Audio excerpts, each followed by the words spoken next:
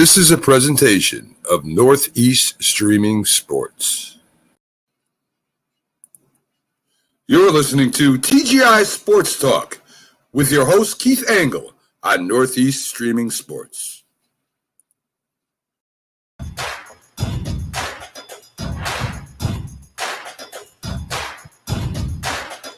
Good evening, everybody. Keith Angle for TGI Sports Talk's College Football Huddle right here on Northeast Streaming Sports. Hope you guys are all doing well tonight.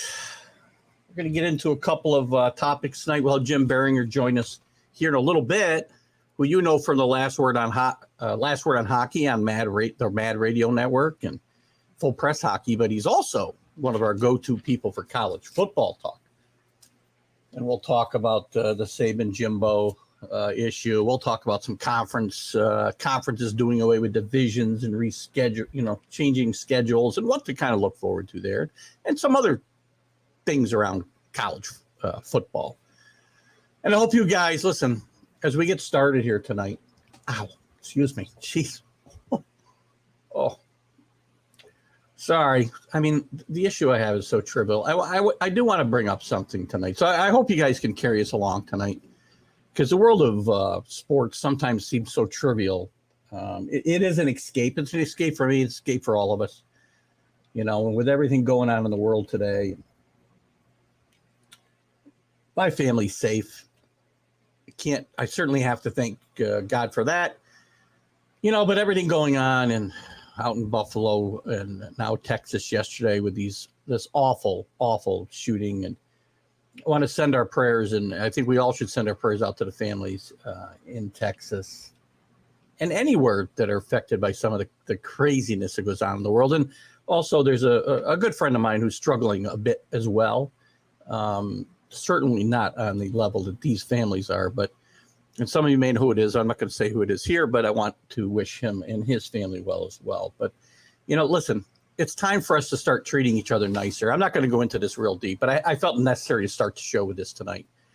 And we'll dive into the world of college football like we always do on Wednesdays, and we'll continue to use it and try to escape from this nonsense, this craziness that has taken over this country and this world.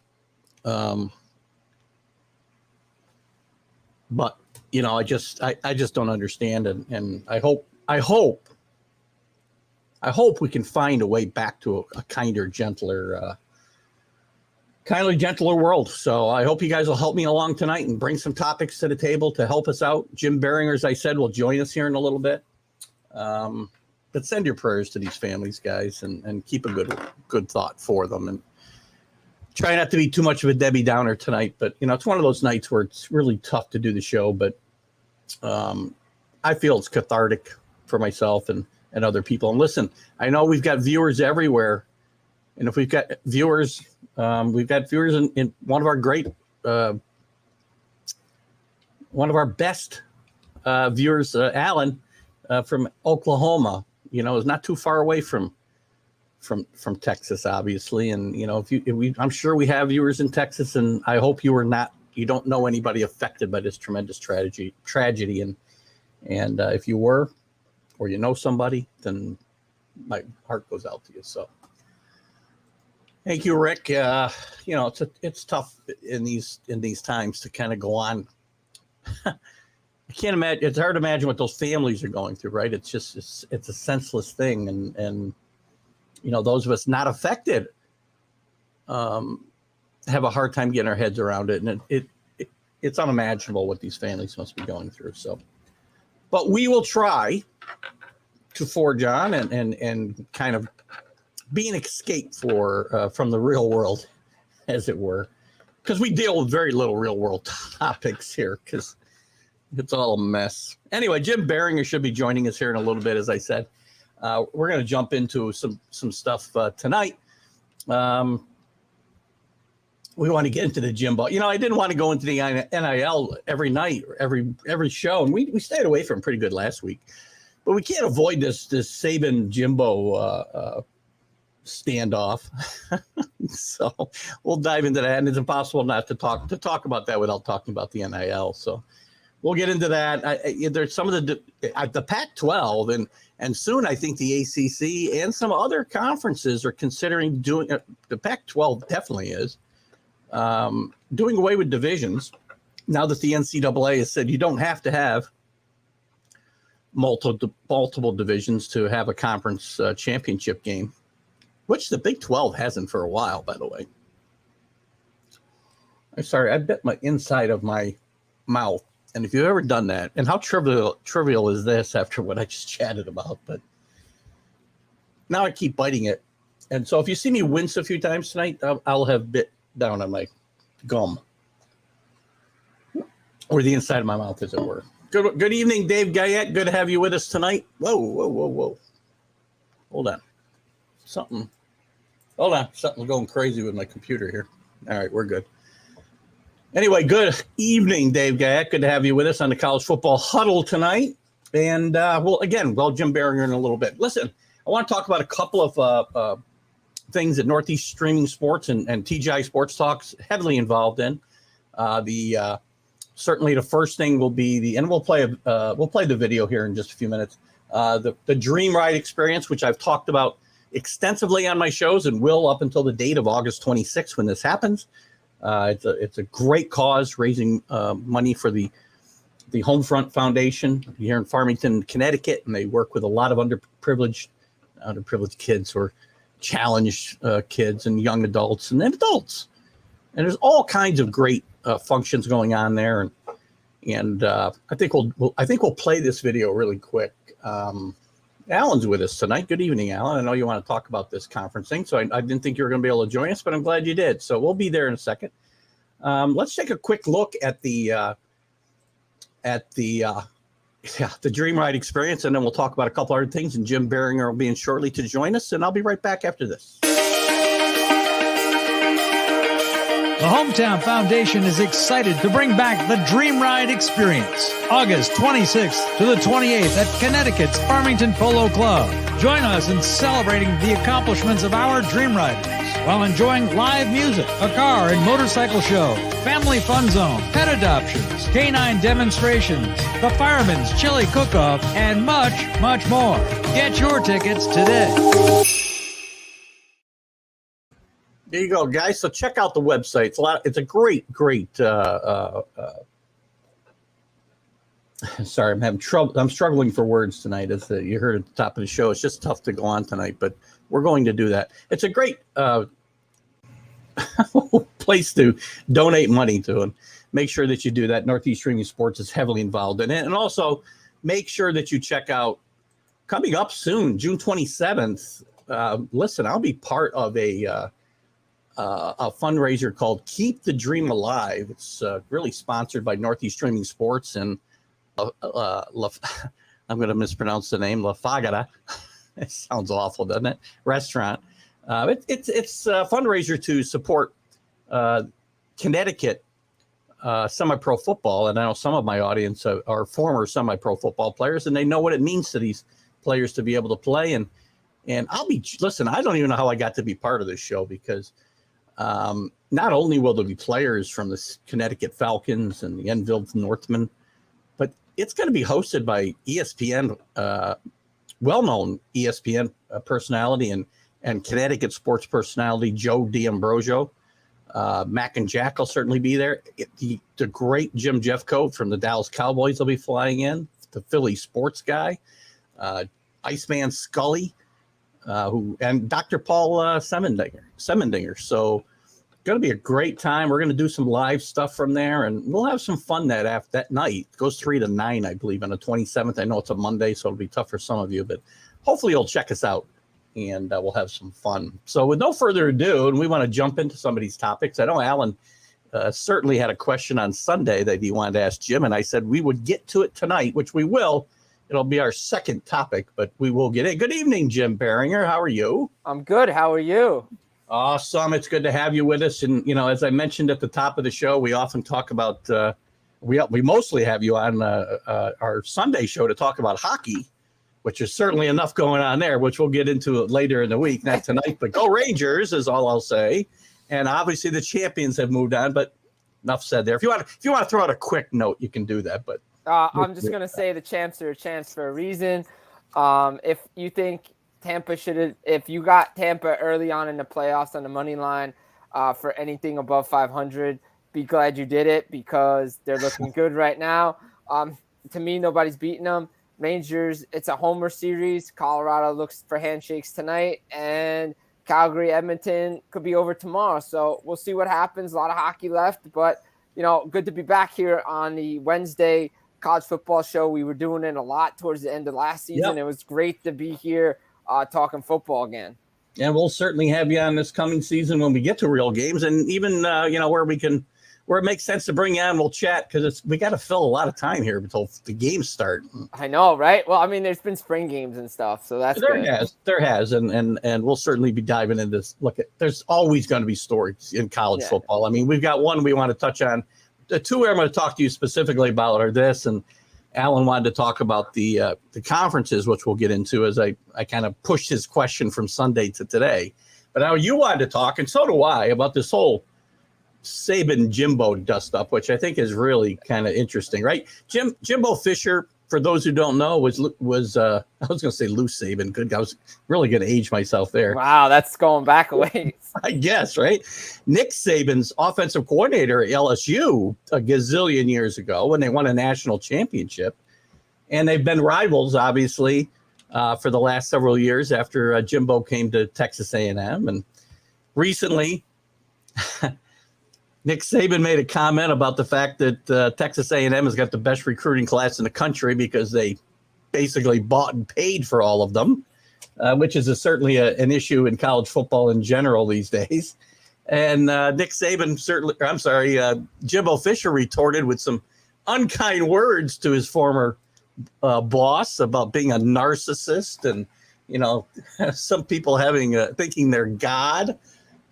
He's the greatest ever, huh? Well, when you've got all the advantages, it's easy. So, going to be interesting this year. Well, it's always interesting in the SEC, but I think this year's Alabama-Texas A&M game ought to be really an interesting affair. Yeah, October 8th. Circle the date. I looked it up. That's the date. That's the game. It's probably going to be a CBS game, like they always are. SEC on CBS. I mean, that's going to be the big slot. I mean, look out. Look, they had to cancel media week because of these two in the SEC because of what happened. Now, not only did Saban call out Jimbo Fisher, he was talking about Deion Sanders and over in Jacksonville State. Saban took back his comments, but Jimbo shouldn't be saying anything negative about Saban considering, look at his past when he was at Florida State. I mean, Jamin Winston situation, some stuff that happened there, some recruiting stuff. That's why he got out of town. None of these guys have clean hands in any of this. That's what's funny about the whole thing. How can any coach throw shade on anybody else in the NCAA today? No, because I mean, look, Saban has a point with. I think what his main point was like the whole the NIL stuff, the NFTs, like all this stuff, like the making money. Like he just doesn't think it's like a good idea, and I think that was the crux of everything. The fact that he called out Jimbo Fisher and Deion Sanders and all that stuff, I think he knows he probably shouldn't have just called out them. I think he's just calling out the whole system and like the NIL stuff. And I don't think he's a big fan of it. I think we've heard with Dabo even mention it too, that he's just not a fan of this stuff. And it definitely is turning college football and the recruiting process into like a pro style thing. Who can give out the most money, who can get the bigger NIL stuff and all that kind of thing. The whole, you're right. And Saban did speak out about it. And it's funny because obviously if I was a coach of Alabama, I wouldn't want other schools to be able to get a leg up by offering, an NIL deals, which, by the way, I have this constant back and forth with Carlos about, he keeps claiming the schools aren't involved in setting these deals up for these kids. And he's full of, what? I'm sorry, Carlos, if you're there, but I've told you to your face, so I guess it doesn't matter. You're nuts if you don't think the boosters are involved in this. Those people are really there. I understand they're not representatives of the schools, but you don't think the schools are helping this process along? You're just crazy. And the fact that, the NCAA to say for whatever state doesn't have any legislation about this, we'll just let the schools police themselves. I mean, that's a brilliant way to go about this, because we know how great restraint these schools show in this. Oh yeah, right? Oh yeah, real restraint. And look at all the deals the schools have anyway. Adidas with Miami. You got all these schools, Nike with Oregon. Like all these schools have their own deals with everything.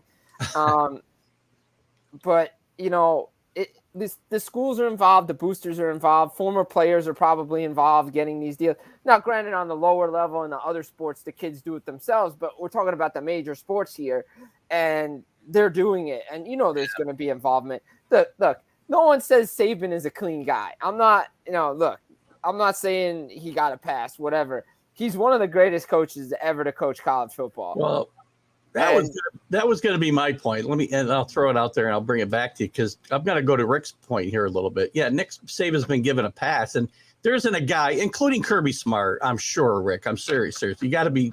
They've all got a little bit of dirt on them. I don't care who they are. They got a little bit of dirt on them. Nick Saban, you can't say he's not. I do think he's the best college coach in the history of the game. Has he got an advantage at Alabama? Sure he does. But what did the guys do before him? It isn't a built-in, here's the keys to the championships trophies, right? I mean, you look at the guys before him. How many coaches came and went between Bear Bryant and Nick Saban? Now, Gene Stallings had a little bit of a run there, won a national championship, but there's 8 other coaches who failed. So it's not like you're guaranteed success. But okay, so let's rewind the clock when he was at LSU. What if he stayed at LSU? It would be the same thing. Yeah. Like LSU would be Alabama, you know? But he decided to go take the Dolphin thing. And then I think if things didn't work out there, I think if Drew Brees stays with Miami, he still might have been who knows if he came back. Maybe Dolphins, everything like that. But yeah, I mean, look, that rivalry's been together ever since Manziel was there with Alabama and Texas A&M. I mean, I think those two schools, it's been a great rivalry since Texas A&M has come over. It's been a really good competitive matchup either side. I think Bama's really blown them out at home. The games are a little closer in A&M. But yeah, that's a game to watch. Look, I can't wait for college football to come back because the games are awesome, but they just give us some stuff to talk about, and the dust up is great. I mean, I think it's great for the sport. Yeah, it is good because those guys who are, die to talk about college football, we need stuff to talk about. This is great. And I've talked about the NIL, and I promised I wouldn't talk about it on every show, but it's almost impossible not to. And then you have this come up, and I haven't had you on to talk about this, so I will dive into the whole topic. When you put all the factors together that you can basically pay kids to come to your school, then you have the transfer portal where other school can negotiate with them with a better NIL deal and try to get them to move.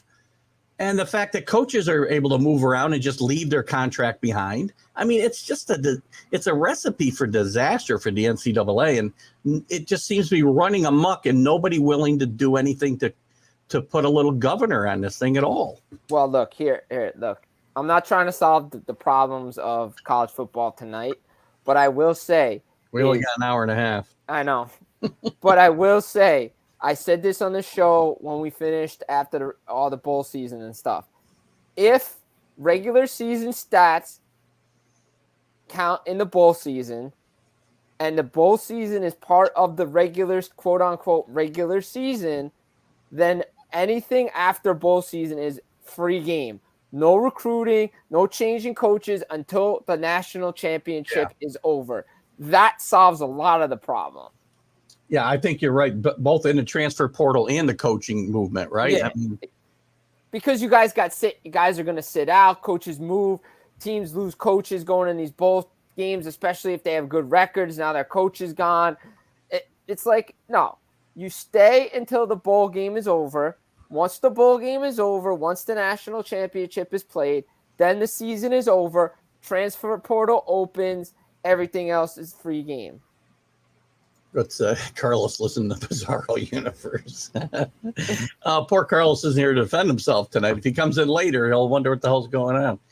I know it's craziness, and I don't know where this is going to end. I mean, Mike Emmert being out of the NCAA presidency is a good start because this guy's been asleep at the switch since the day he took office. They need somebody with a strong hand. If the NCAA is even going to last, we don't even know that. Oh, who knows? There's all this talk, and I guess I'll talk about this real quick since we're talking about it. There's a lot of talk about, the power conferences just breaking off and forming their own, league, or I shouldn't say league, but what do you want to call it? Just their own conglomerate, let's say, right. and play their own schedules and play for their own championship. And that would be bad, really bad for the rest of the schools, I think, in the FBS level.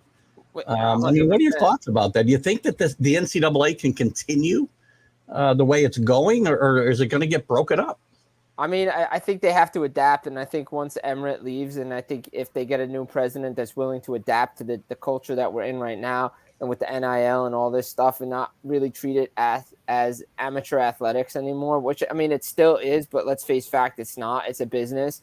And if we're going to treat it like a pro league now, which it's kind of turning into, and drop this amateur athletic stuff, then you're not going to have these leagues and these power conferences break away, because that's what they're doing, because it's a feeder system to the NFL anyway.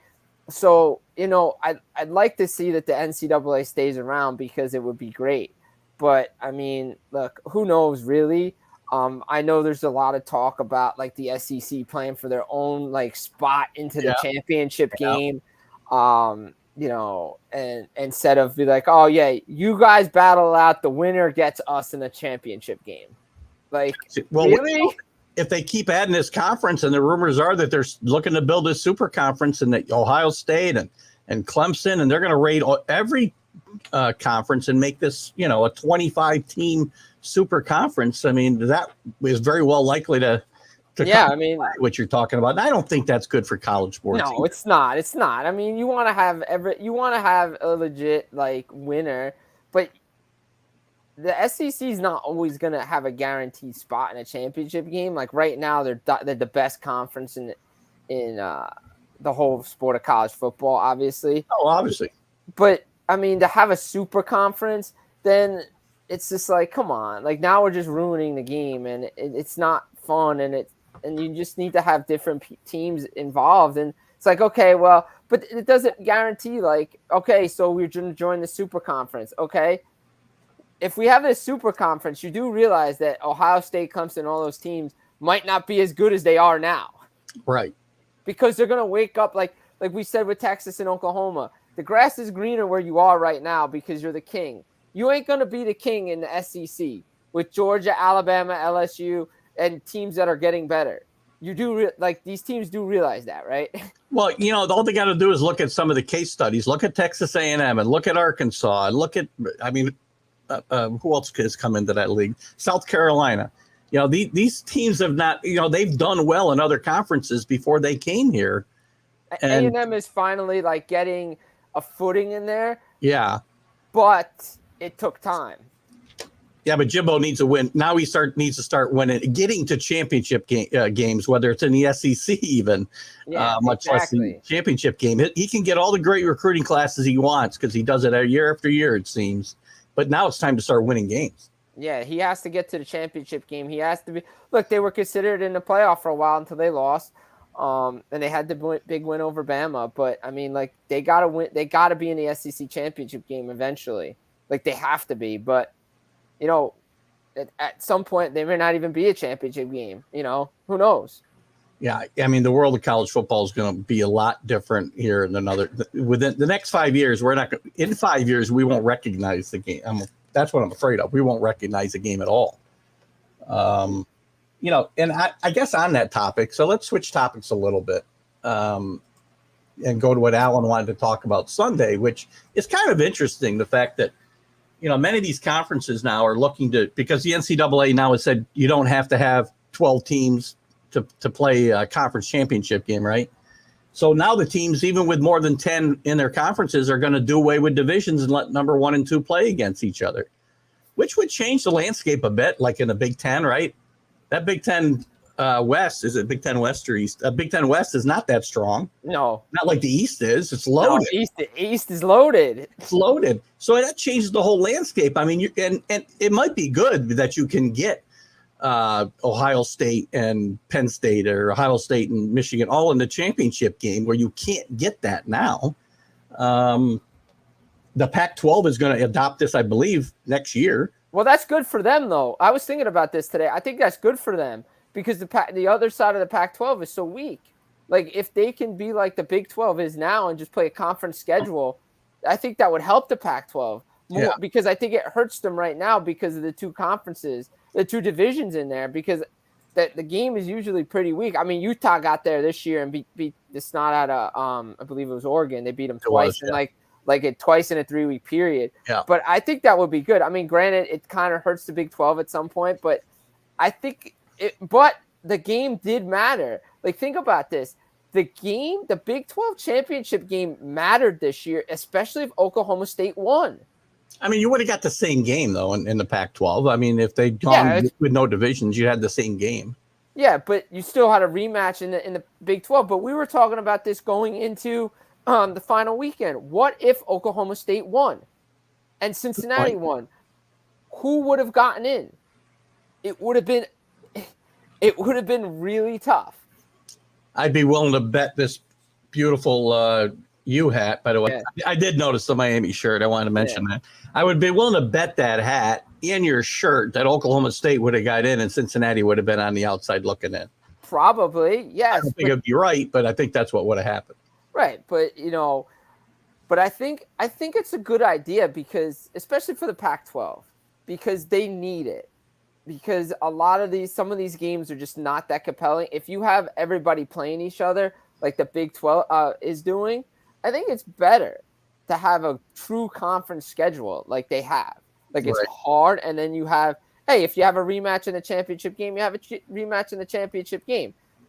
For the Big Ten, if they do it, I totally agree. I think it would be great if you had Michigan and Ohio State meet in the championship game. Penn State, Ohio State, Michigan State in there. Maybe one of those bad, like on the other side, maybe Wisconsin somehow makes a run and it's near the top, or Iowa's up there again. Who knows? But it just makes it compelling if you're playing a true conference schedule for 12 weeks. I think it's funny. It's funny because I think if this were in play last year, the only power conference anyway, that there would have been a different matchup in the conference championship game would have been the Big Ten. Because it would have been Ohio State and Michigan, I believe. The rematch. Yeah, it would have been the rematch. And that would have been a very interesting scenario for sure. But again, I'm not sure. I mean, these conferences get too big anyway, because when you get to the SEC and you're like, how often is Texas A&M going to play Texas going forward? They should play them every year. They likely won't. No. They should play them every year. They don't take these things into consideration. And maybe if they went to no divisions, they could schedule that way a little bit more. And look into getting some of the old rivalries back together, because, they're gone right now in a lot of cases. Yeah, they are. These old rivalries are gone. And I think if you had that in the Big Ten, especially, you get some of those old rivalries. Amanda loves the hat. She does have that hat. She does have that hat. You got this hat? She has that hat. Yeah, she has that hat. Yep. That hat. Yes. By the way, I was told that new drop today from Miami and Adidas at the Kane store. So, I'll have to check it out. I need some new swag from the U. Exactly. But I think we would like to see some of these old rivalries back again. I think that would be a way to get the rivalries back, because we're losing so many of them. Yeah. And that's, to me, for years that drove college football. It's the rivalries that matter, and there aren't going to be any if we continue on this path that we're on. Right, exactly. I mean, even if you think about it, say the SEC did that, at least we wouldn't have like cupcake games at the end of the year where like Alabama's playing Chattanooga before they play Auburn. Like, at least that wouldn't happen. Did I steal Jim's light up hat? No, I have my light up hat still. I still have it. No, I don't think I can pull that off, Rick. No, so I gotta leave that. No, you cannot. I got a couple of a couple. Michigan shot their load. They won't be back. I don't know. I really don't know. I think they might be. I think they might have got over the hump. But the Big Ten's tough. You know, and you cannot take your foot off the gas even for a minute there, because Ohio State's going to stay at the top. Michigan State's going to be tough. Penn State, I don't know. I'm not a big James Franklin. Not with Franklin there. Yeah, I'm not a big fan there either. And I don't know why, man. They just keep extending him. Bad decision. You know, or he's going to go to somewhere like USC, and well, maybe he should go, and you should try to start over. I don't know. I think USC is going to be a contender soon, though. You know what? Since we're talking about the U, let's talk about. I don't think I've had you on since Marco Cristobal got the job. With the ACC kind of as wide open as it is, Clemson will be better, I think, this year. Yeah, they'll be definitely better this year. They got to fix that offense, and hopefully. I mean, they lose their offensive coordinator, so that's not a good start. But no, I do think that they will be better. Look at the team. What were they last year? They were only 10 and. Hang on one second. Who, Clemson or the U? Clemson right now. I mean, they had a bad year and they were 10-2. Yeah, they were 10-2, and they were making a run toward. If they hadn't lost like one game towards the end, they would have been in the ACC title game again. Right. They were. Where the heck are they?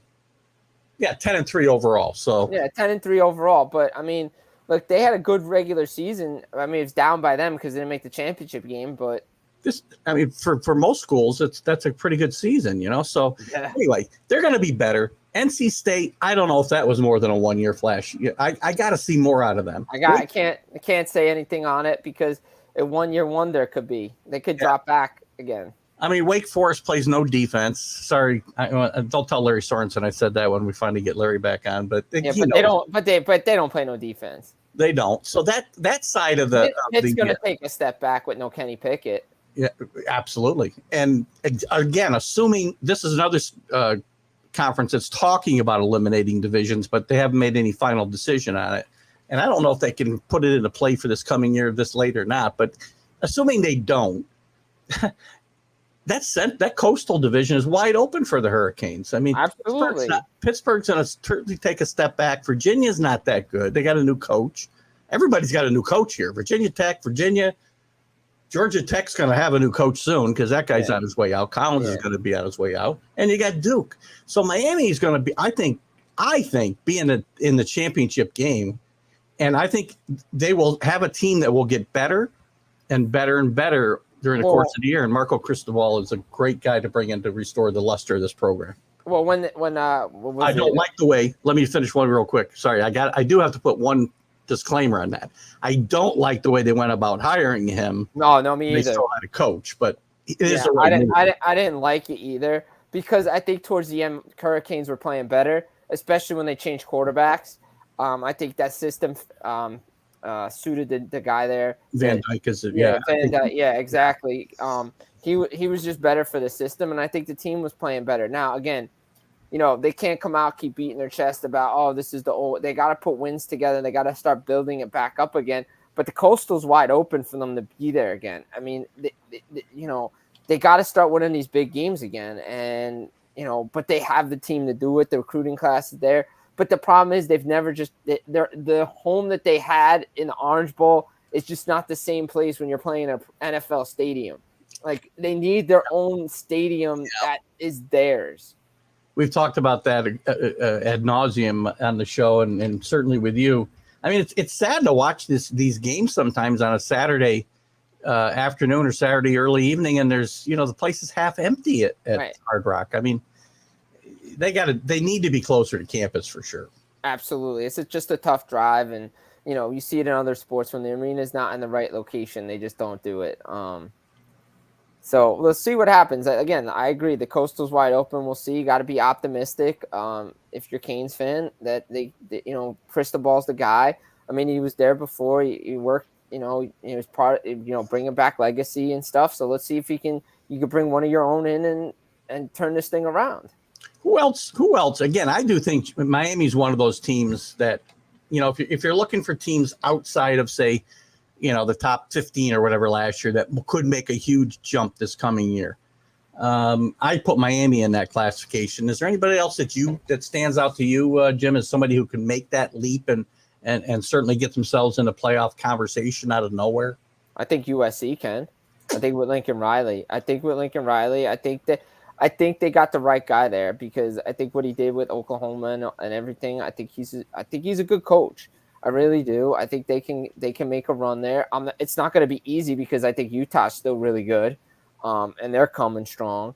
And then, oh, by the way, down in the Canes got the strength coach from Oregon, the guy who does every year the Fill the Sleeves challenge. He's a really good guy. He turned that Oregon program around with the strength training and the training off field. He's really good, so that'll help that Canes team, especially down there. You talk about, I think a team that's going to stay around is going to be like a team like Ole Miss. I don't think they're going away. I think they're going to make life difficult for a lot of people. I got to tell you, this guy's, you're the only guy who ever comes on my show that agrees with me about Ole Miss and Lane Kiffin. Look, am I a Lane Kiffin guy? Not really, but I think he's a good coach, and I think he's going to keep Ole Miss around.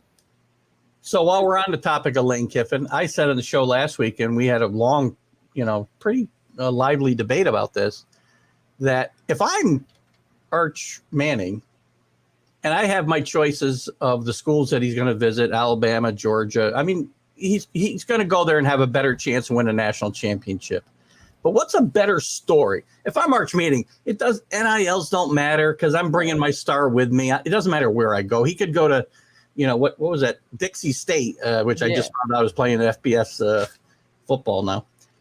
He could go there and he'd get big NIL money. So it doesn't matter where he goes for that. It doesn't matter for the next level. He's going to be a high NFL draft pick, assuming he doesn't get hurt or something awful happens to him.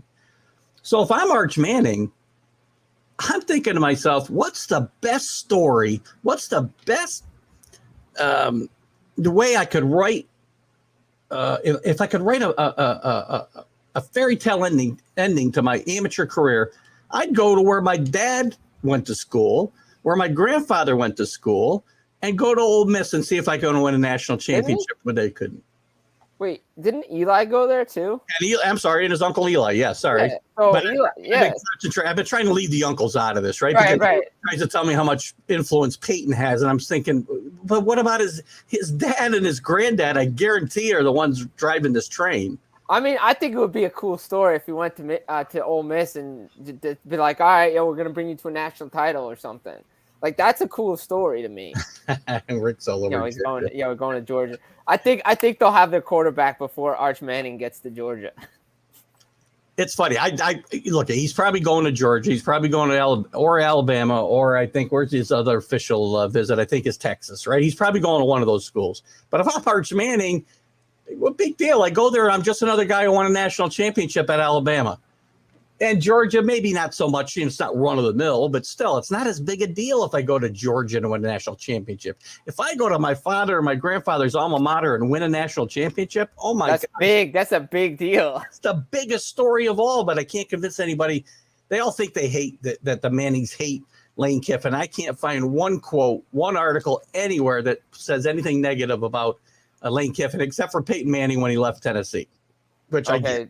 All right, so but Lane Kiffin ain't at Tennessee anymore, so right. He's there. Okay, big deal. So what? It'd be a cool story. I would be on board with that 100%. I like these fairy tale endings. I think it'd be a great story. So let's get back to what we're talking about here. Surprise. Rick talks about Nebraska maybe being a strong team. You know what? As long as they got the conference as long as they have the divisions in the Big Ten, then Nebraska maybe could sneak up this year. They played a lot of close games last year. They need to find a way to win. Yeah. And if they don't win this year, Scott Frost will be looking for a job next year for sure. He's out the door. So, but that's not a bad pick, Rick, because if they can win the West, then they get into the Big Ten championship game, and who knows? They get blown out only by 40 instead of 50 or something by Ohio State. Right, exactly. I mean, look. The Big Ten West is so wide open, so anything's possible. I mean, Wisconsin had a chance last year. Iowa got in there. Minnesota was there one year. I mean, it's so wide open. I like Kirk Ferentz a lot at Iowa, but, I mean, the guy's never going to win a big football game just because the way they play the game, I think. It's just they don't have what it takes to win in the big place. If you remember, they did get to the playoff once, so I got to give them credit for that. But they got blown out, I think, big time by, if I remember, it might have been Alabama. I think it might have been the very first playoff. I'm not sure. 14 playoff. No, first year playoff, Ohio State won. No, Iowa. I'm talking about getting in it. Yeah. They got blown out easily. Yeah. Great coach, but he's going to just lose every Big Ten championship game he ever goes to. The problem is with Iowa is they're so good at home, but they play so many close games on the road. Yeah. Good point. I mean, they just don't play enough offense either. They don't. They rely on their defense too much. That's not a recipe to win. Yeah. So outside of the Power Five conferences, I mean, obviously you and I were both rooting strongly for Cincinnati to make the playoff last year. We'll see what happens this year. We'll see what happens this year. Who do you see as potentially this year's Cincinnati? Oh, man, so difficult. I mean, I don't know, because Cincinnati made that run up the rankings for so many years, and they finally got in. I don't know. It's going to be tough because I think the Power Five conferences there's so many good teams. Unless like Cincinnati runs it back again, like they could potentially get in again, but it's going to be tough for any team outside, because the problem is they start so low unless you've had history of doing this. Correct. That's the problem, and they don't move up that often. And they look for any reason to bump you down once you get Exactly. Once you lose, there's any reason or you play a close game. Too many close games, you don't move, and teams pass you by. I think if there's one team I would say could fill that bill this year, and that will start fairly low, obviously, is Houston. Houston had a really good team last year. We're in the same conference as Cincinnati. And that's a team that I could see potentially running the table. But again, I don't know that that's going to be enough because of the lead they play in. And the problem is, and I also like Texas San Antonio a lot, but if they run the table, their conference just is not good enough to get. They're not good enough. No, they're not good enough. That's why they need to expand this thing. Again, I'm going to say this one more time, and I'll get sued by this guy from YouTube again.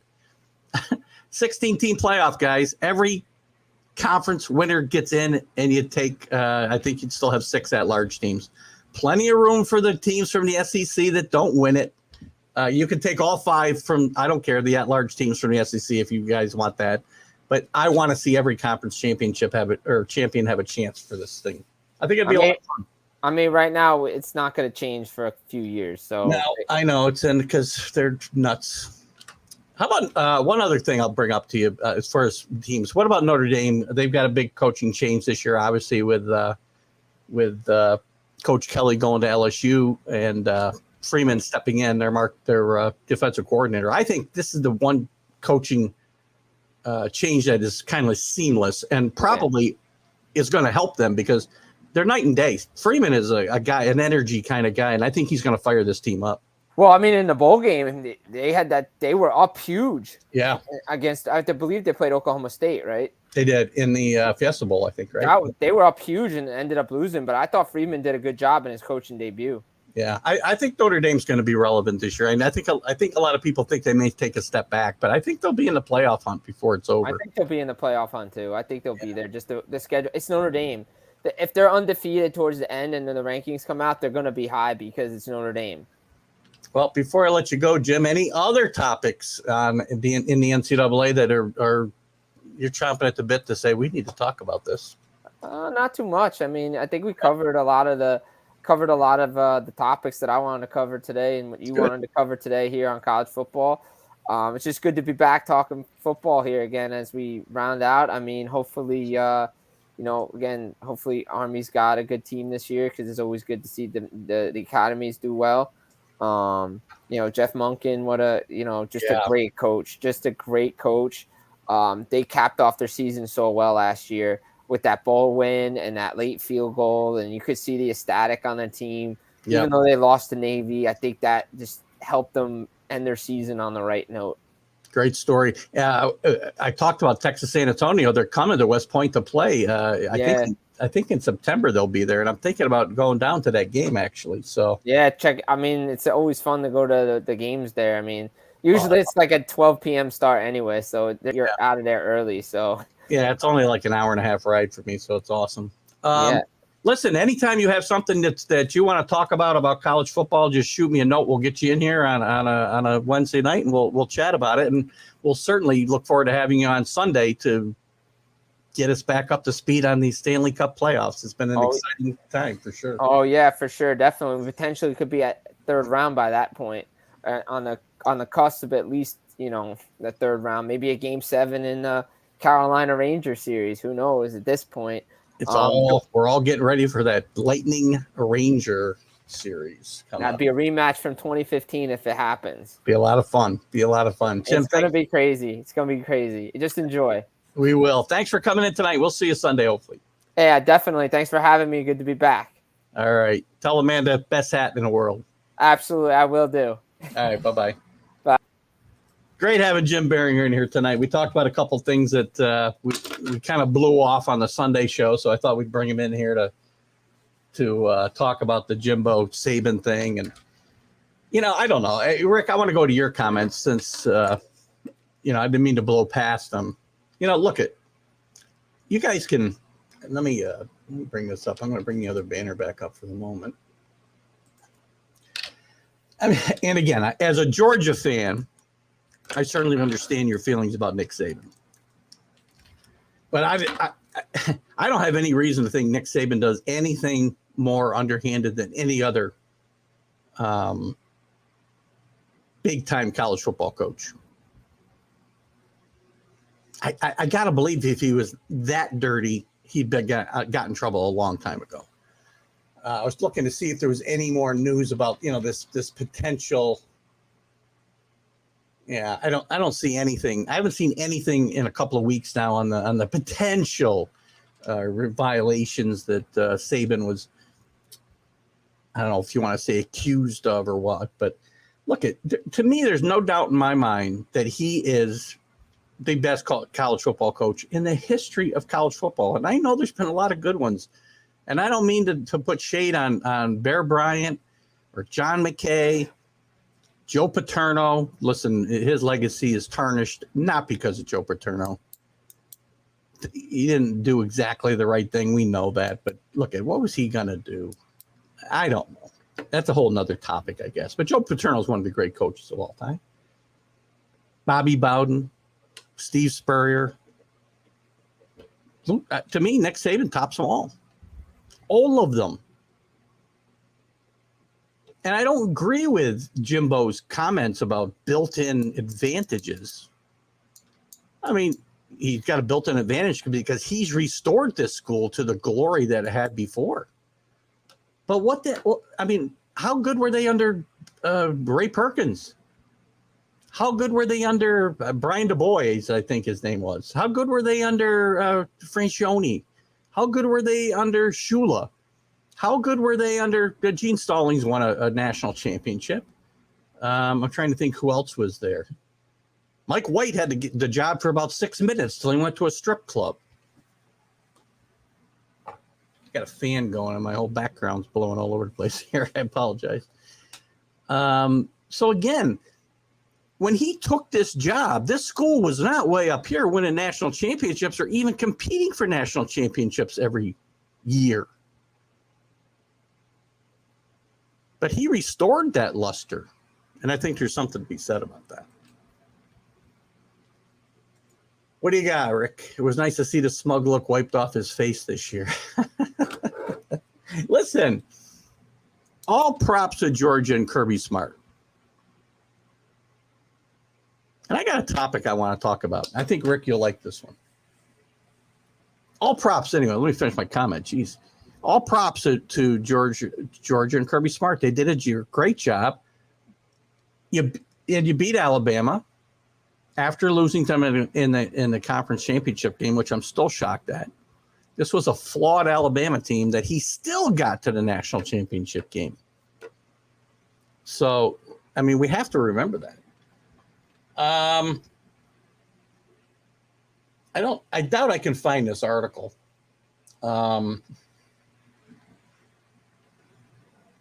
But the question came up, and I'll pose this because, Rick, I know you're a big Georgia fan, and obviously now, at least now, a great Kirby Smart fan. The question came up I'm going to try to find this article so we can chat a little bit about it. I'll bring up this because I've had this banner for a while. Since we're on Nick Saban, the question was posed here a few weeks back, and I never did get to it. Let me just see. Maybe I don't have it up anymore. I thought I did. The question came up, what about oh, here it is right here. Nick Saban. What if Nick Saban retired? What would his, looking for his replacement look like? Would it be Kirby Smart? Would it be somebody off the staff? Would it be somebody totally not connected with the program, which I doubt they'll do? They've done that before when they went to Mike White. I just mentioned Mike White not Mike White. Mike Price. I said Mike White. Mike Price is the guy I was thinking of from Washington State years ago. If you remember, he got the job and he had it. And if he had it for about 10 minutes. Again, he went to a strip club and that was the end of that. So, but would Kirby Smart be the guy? I mean, again, he came from Alabama's staff, one of Nick Saban's most trusted lieutenants. He left to go to a hated rival within the same conference.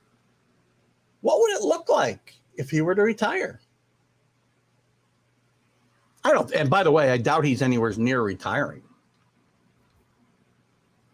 But I think it'd be very interesting. And I can't find the damn article now. I've had this forever. Where would they go?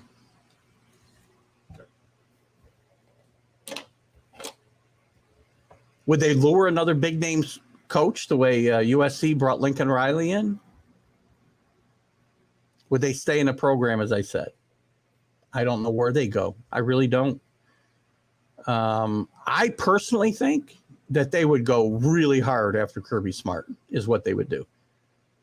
And it will come up sometime. Nick Saban's not a young guy. He's not going to coach forever. I guess he could coach another 10 years, but is that likely? The way the game is today? I do think they go very hard after Kirby Smart if this happens. Nick Saban has changed the trajectory of not just Alabama, but he changed the trajectory of the NFL as well. He changed the trajectory of LSU by winning a national championship and then leaving to go to Miami.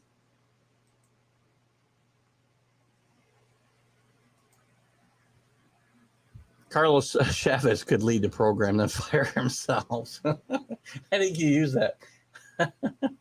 I think you've used that line out before, Rick, on some other ones. Oh my God!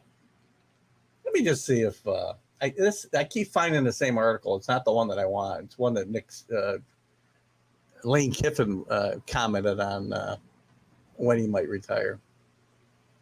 But I think it's an interesting conversation that we'll have to have at some point.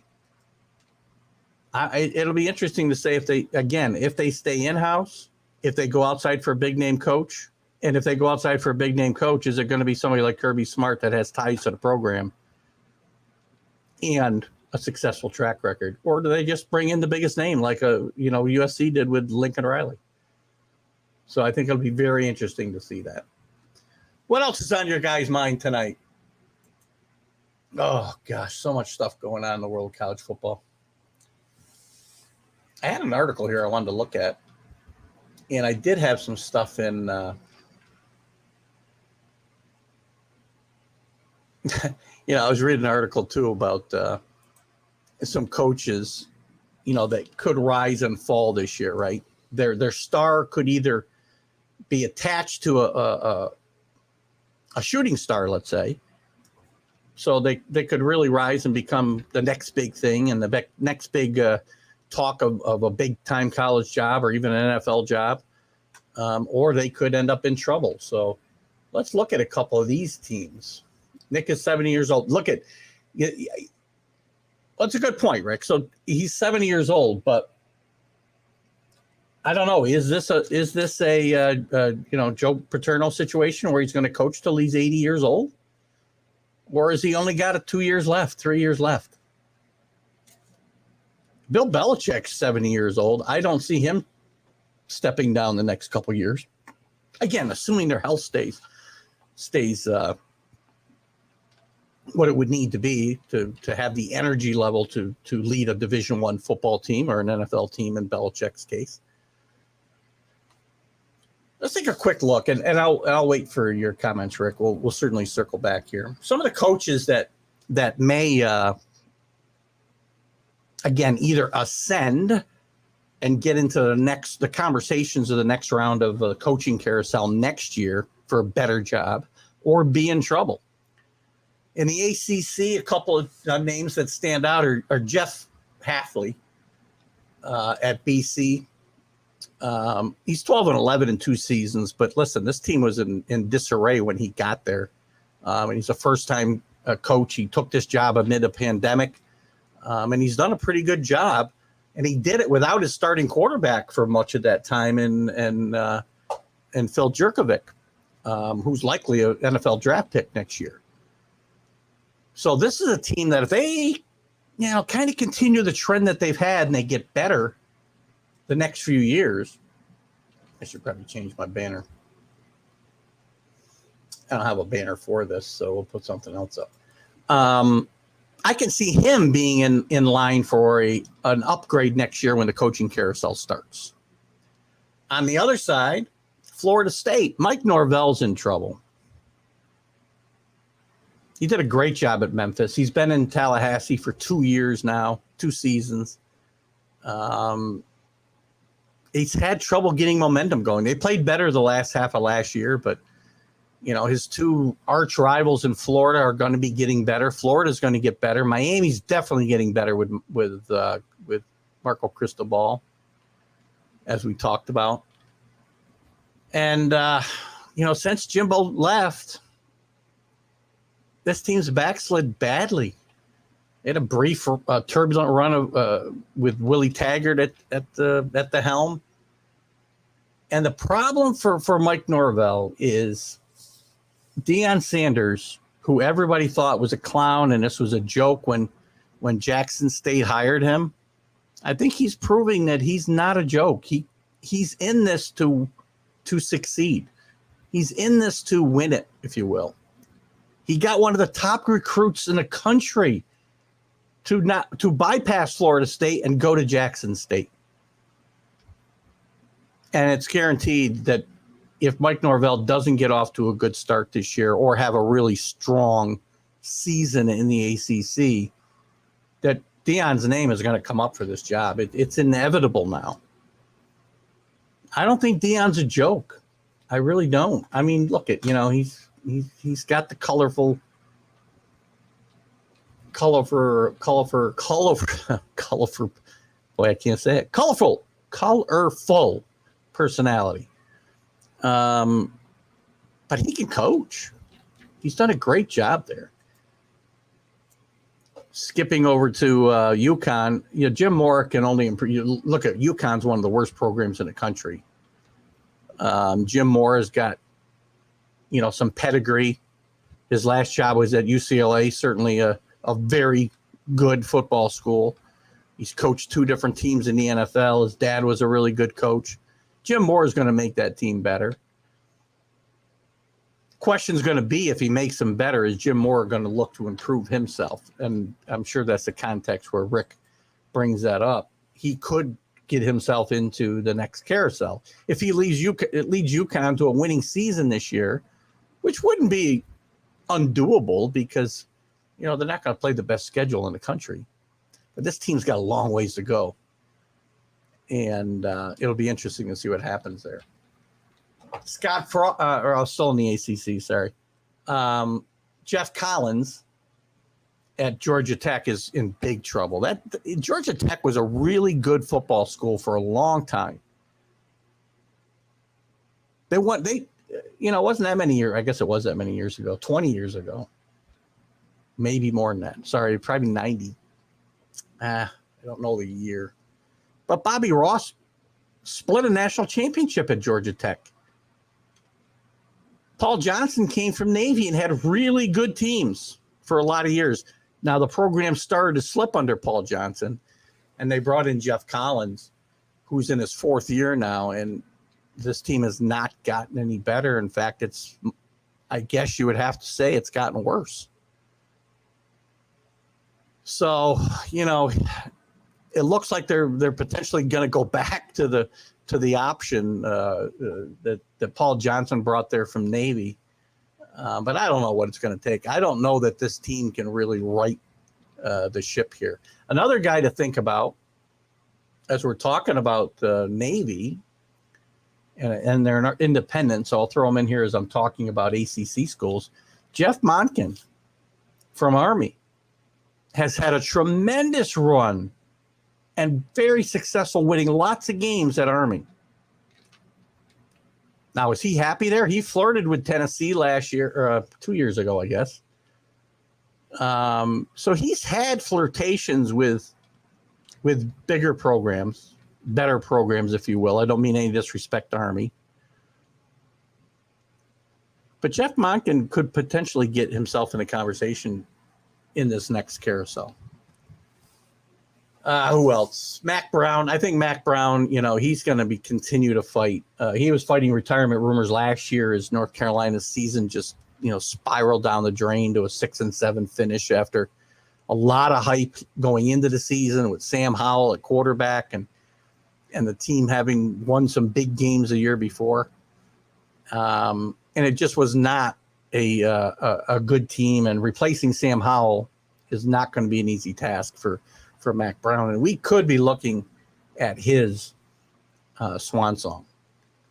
We've talked previously about Syracuse and Dino Babers, who I think is a really good coach. And if he has another season like he had this year, he's going to be in trouble. And it's too bad because he's a really good coach. As recently as 2018, Syracuse was 10-3. The problem is they can't get consistent play out of their quarterback. It's just been, they did go 5-7 last year. They did have some signs of progress, close losses to Clemson and Wake Forest and Florida State. Florida State, maybe that's not as good a loss as you think it is, but still, they showed a little bit of promise. And I do think he's one of the best coaches in it's certainly on the East Coast. And it'd be a shame if Dino Babers takes a fall here. Good evening, Carlos. Good to see you. You missed some good stuff earlier. Can't repeat it all. Wake Forest, Dave Clawson's name will continue to come up, as Wake Forest will likely have a very good season again this year, especially offensively. He did sign a new contract last year, an extension to keep him in Wake Forest, and he likes Wake Forest. But if he has a really good season this year, he'll be back in the rumors again, because guess what? Coaches and contracts in NCAA football mean nothing. Nothing. They all can walk away any time. No penalty, no anything.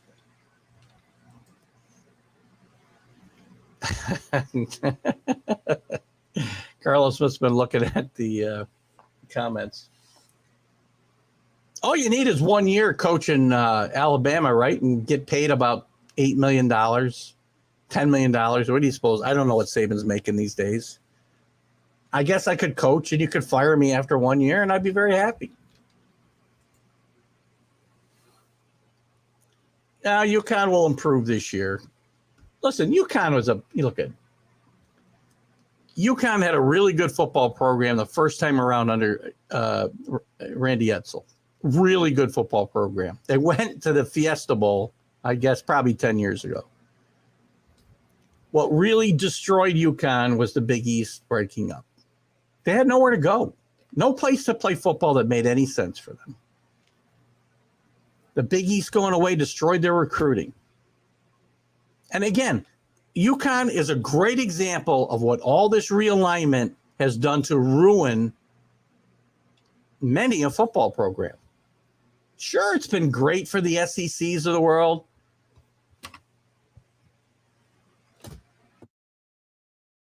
Excuse me. Sure, it's been great for some other some other schools, but it's been the ruination of schools like UConn. UConn is the poster child of football programs wrecked by realignment. $85 million is his full contract. Well, I don't know what that's for though. It's enough, I guess. He's going to get paid. If you had $85 million contract, you'd get paid if you got fired. So when UConn was a bona fide Division I football school wrecked by realignment. If the Big East had stayed intact and that first wave of realignment 2012 hadn't happened, UConn would still be a competitive football school today. Now, they did themselves no favors when Randy Edsall left the first time. Trying to remember where he went. I want to say South Florida, but I don't remember. But when he left, I hired Paul Pasqualoni from Syracuse and some other guys that just were not good picks for the program. But the program was doomed to fail once the Big East failed, or disbanded, excuse me, as they were rated. Pioneer League. Carlos is all over. Well, listen, the football program still generates revenue. And there's no reason that any school needs to focus on one sport or the other.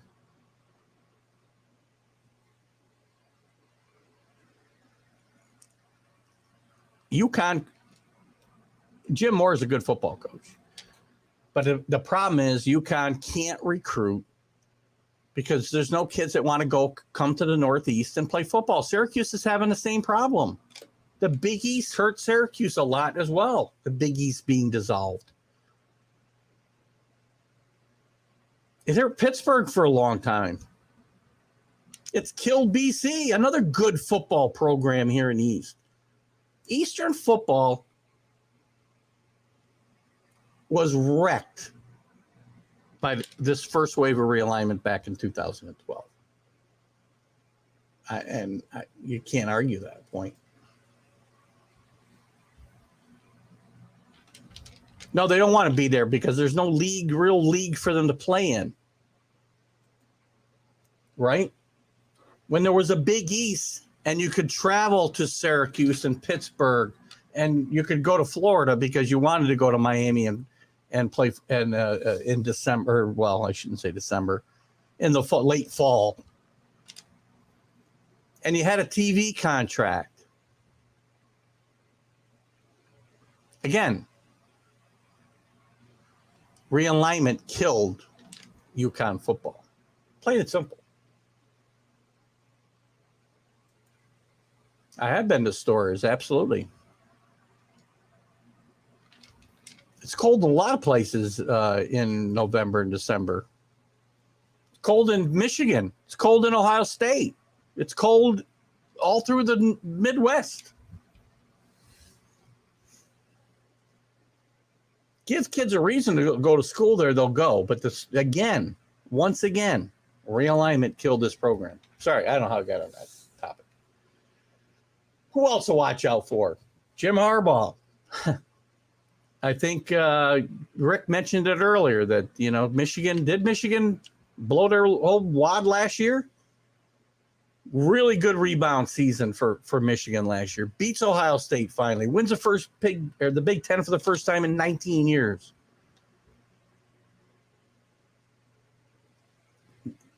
If they take a step backwards, though, and still he flirted with the NFL. Now he didn't get a job.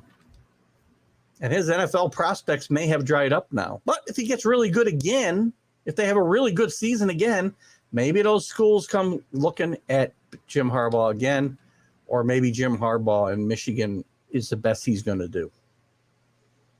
I don't think you'll see him coaching another college team. Minnesota, PJ Fleck went 9-4 last year, beat some really good teams, including Wisconsin for the second time in 4 years. PJ Fleck is going to start getting some more interest if he continues with this Minnesota program on an upward trend. They had a down year during the COVID season, but again, you have to dismiss that. Now, he does have a big buyout like most of these coaches do, but that doesn't matter. If a university wants you today, your contract means nothing. Your buyout means nothing. We'll pay it and move on. Nebraska, we talked about Scott Frost's problems. Scott Frost either wins this year and has a winning record and goes to a decent bowl game, or Scott Frost is getting fired. Now, it's possible if this team grows and learns from the losses they had last year, the Big Ten South or West. What the hell is it? Always mix those two up. What is it? Big Ten West. Hey, listen, the West isn't that strong. Nebraska could pull that division out. I don't think it's going to happen. I think Scott Frost is probably going to be looking for a new job come next year.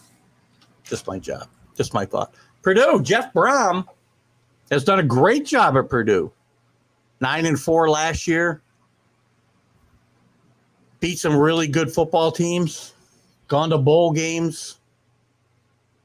His name will be on the upside of this carousel, not the downside of this carousel, if he has another year like he had last year.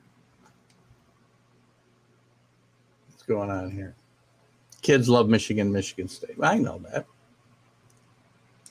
Maybe, maybe not. Oh, he's got lots of money, so he'll be okay either way.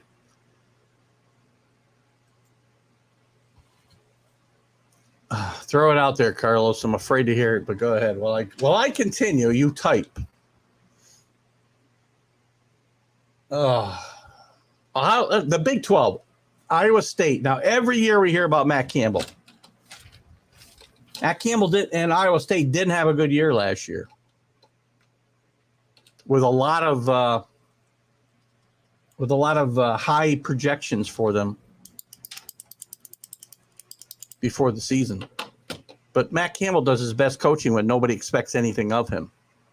I think he'll have a really good season this year, and I think you'll see him back on the upside of this carousel again next year. Pac-12, Arizona State, Herm Edwards is in trouble. I like Herm Edwards. I think he's a really good human being. But probably half of his coaching staff has been wiped out because of this recruiting scandal that's still being investigated. And I was a little surprised that he and the AD kept their job for this year. So it's looking to me and feeling to me like this program's headed in the wrong direction. And it's going to be very difficult for this team to compete for players and recruiting, especially with guys like Lincoln Riley moving into the Pac-12. I don't see how this is going to end well for Herm Edwards and Arizona State.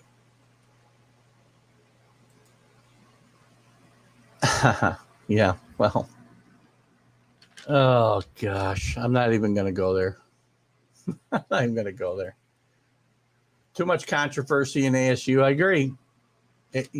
Again, brought on by probably lack of oversight by the head coach and the AD. You're the guys who take the fall eventually. Where else? It's going to be interesting in UCLA this year, too. Chip Kelly, they've made progress each year he's been there.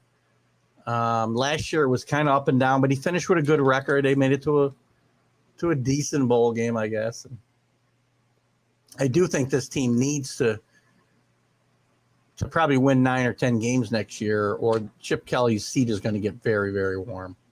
So he would be on the downside of this carousel. The SEC, Alabama, again, the rumors swirl.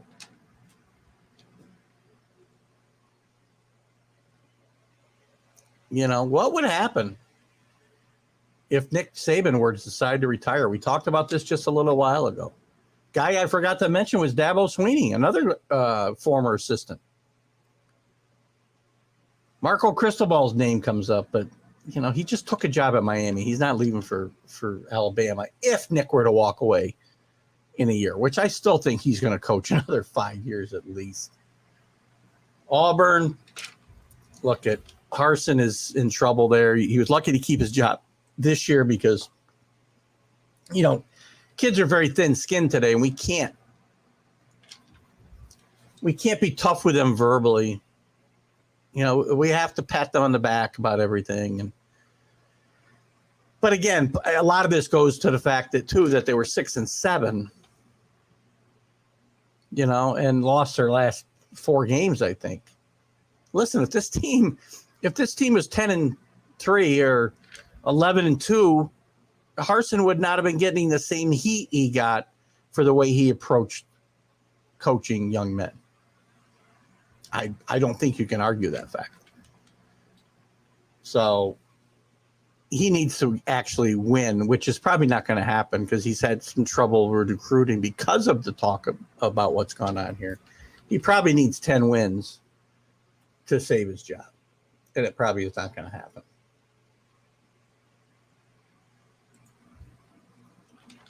Yeah, I've talked about the news in the state of Texas today, and it's not good. I don't think the state of Texas is too worried about NIL for high school players today. I'm not going to go there, Carlos, only because I opened the show, with the awful story down there in Texas, and I'm just not going to really get into too much. I mean, I got into Texas A&M because we'd planned on doing it, but I'm not going to get into the NIL. And again, this is really bad news, by the way. I will address it really quickly. This can't be good news for anybody. The NIL doesn't work in NCAA sports. It's not going to work on a high school level. What's next? Modified baseball players get NILs. Little leaguers who are playing in the Little League World Series get NIL deals. Just stop. Why can't kids be kids?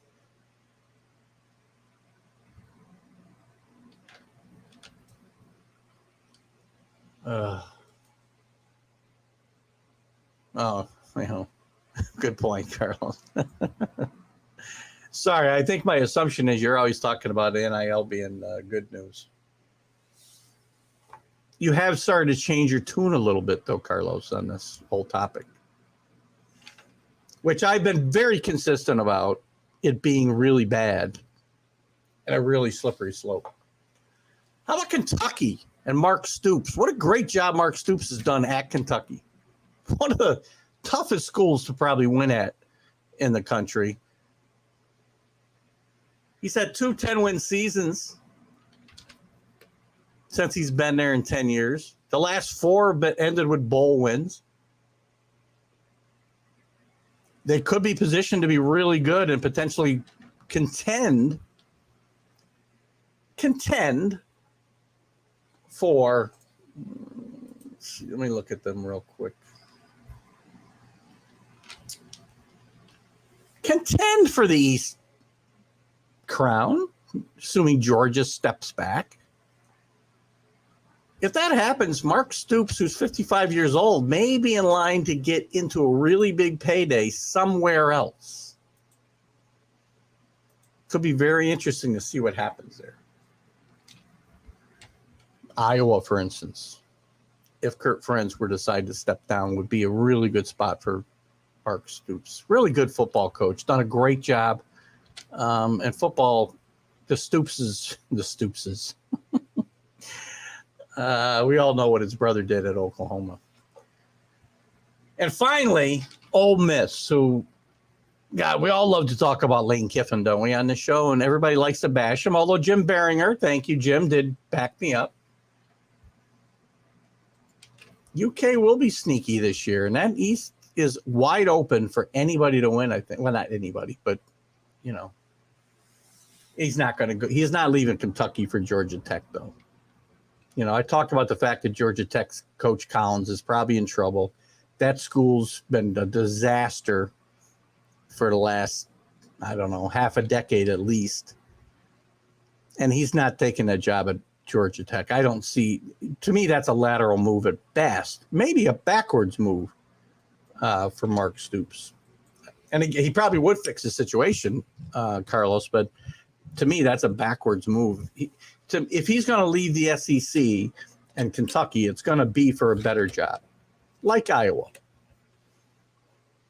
We'll see. Let's get back to Ole Miss and our favorite kick me when I'm up, kick me when I'm down coach, Lane Kiffin. He's made Ole Miss nationally relevant again, which have only been a handful of times in the last 40 years. And he's loaded up with talented transfers as he usually does. They finished number 11 last year in the country. If he can keep him in the top 15, he's going to become a very attractive candidate for some of the jobs that are going to come open again, like they do every year in the carousel. I think Lane Kiffin's happy at Ole Miss.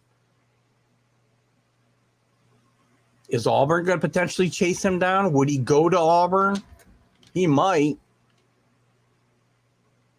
There was talk that he might have flirted with LSU last year. He didn't, or they did flirt with him. But what jobs would Lane Kiffin leave for? Again, I think he's happy at Ole Miss, and I think you may see him there for a while. He's not getting offered the Alabama job when Nick Saban retires, let's be honest. He's certainly not going to get offered the USC job ever again. So would he go to a school like Auburn, which is certainly a step up from Ole Miss, if you will? So it's possible if Lane Kiffin keeps that ship going up like he has, he will get offered this because Harson's going to lose his job unless he wins 10 games. Harson's going to be out. And we know that. Why is it a bad move? It's a bad move because it's not upward mobility, Carlos. We're talking about Stoops again. And again, because look at Georgia Tech, to me, is on the same level as Kentucky at best. They do have some history when you go back a ways. They did win a national championship or split a national championship in the 90s under Bobby Ross. But that was, they haven't had sustained success. I mean, they were a good football team under Paul Johnson for a lot of years. But they've been in a down cycle, and to me, that's not any better a job than Kentucky. And if he were to leave there, I think he'd be in demand at better schools than Georgia Tech. Iowa is a better job than Georgia Tech. I mean, what other schools might be looking for coaches this year when you think about it? Let's look at, and I'm only going to look at power conferences because that's all that matters. Well, Maryland, is that a better job? We already talked about Iowa. Minnesota? No, to me, that's probably a lateral job. And again, I'm saying because maybe, PJ Fleck decides to go somewhere else. I'm looking for jobs that are potentially going to come open. I miss the ACC, sorry. You talked about Georgia Tech. The job's probably going to come open, but who would go there? I don't see him going to any of these schools. Florida State, maybe. But Deion's going to get that job if they make a change. I'd be shocked if he didn't. Syracuse? No. Everybody already changed coaches in the Coastal, so that's not going to happen. Well, North Carolina could come open. I don't think that's an upward move for Coach Stoops either. Big 12, I'll get to your comments here in a second, Carlos and Rick. Nebraska, that's a good one, Rick. Nebraska's a good spot for Mark Stoops. If Frost gets fired, Nebraska's a good spot. I could get behind that. And that's a place where he goes and restores tradition. It's really a good thing. Yeah, I know we're booing Kiffin. I know that. he can't get on a playoff. Well, no, I disagree. If he wins the Big Ten, he's got a better chance of getting in a playoff than winning the ACC at Georgia Tech. In my mind. And again, I think that's a good place for Coach Stoops. Really underrated football coach, guys. Where else? Arizona State? I don't think so. Again, the jobs that are going to come open, to me, if he wants to stay in the SEC, it's going to be Auburn. If he doesn't mind leaving the SEC, it's going to be Nebraska, might be, or Iowa, if those jobs come open. Scott Frost would have to have a bad year and get fired, and Kirk Ferentz would have to decide to hang them up. He's not getting fired. He's been there too long, and he's had a lot of success. He hasn't had success winning national championships, but he's certainly been a successful Division I NCAA football coach. So that's it. We talked about a lot of stuff. I don't really have much more to talk about. If you guys got a quick topic that you want to chat about, let's see. Send Stoops to Atlanta. The Falcons or Georgia Tech? I just don't see it happening. I don't see where that's as big an upward climb as you seem to think. I talked about this before, Carlos, when I was talking about Collins being in trouble there if they don't get it going. Yes, they need a revival and they need a coach, and Stoops would be a great coach for them. Don't get me wrong. I'm not saying he wouldn't be a great coach for them. I'm just saying if my choice came to staying at Kentucky and building what I've already had, and that's the only other job I was offered was Georgia Tech, I wouldn't leave, not at 55 years old. Now, I might go to Nebraska, and I might go to Iowa, and I might go to Auburn. Don't see Georgia Tech. ACC does need to pick it up, and they're going to pick it up with one Marco Cristobal at the U. How's that sound? That probably doesn't sound very good when I do that, right? Anyway, guys, been a good show tonight. Again, maybe a little bit. We might have been a little bit down a little bit tonight as we started with the show. Please keep your thoughts and prayers with the families in Texas, as we did with the families in Buffalo. And we've got to find a way to stop this madness, guys. We need to be a kinder and gentler nation. And I'm really, I'm at a loss for words. So the show wasn't the easiest for me to do tonight. I thought about not doing it because I've not been happy really at all today after this news came down. And I don't know anybody in this situation. And I feel bad for the people that are. So I'm glad we were able to spend an hour and a half and get away from that real world. I thank you guys for participating. Carlos coming in late. Rick, as always. Alan, sorry you couldn't hang out with us tonight. Thanks to Jim Biringer for coming in and talking college football. We'll have him on here periodically. Guys, send me those topics you want to talk about on this show, as we got to fill time till the real games start. So we got to, and yes, prayers to Texas. Guys, keep them in your thoughts and prayers. And please say a prayer for a kinder and gentle country. We just need to I don't know how to fix this. I wish I did. This isn't a political show, so we're not going to get into all those topics. But we can start by being kinder and gentler to everybody in each other. And I'll try to. Carlos, I won't pick on you quite so much. Keith Engel, TGI Sports Talks, college football huddle right here on Northeast Streaming Sports. Guys, we'll see you on Friday with Are You Serious? Have a great night.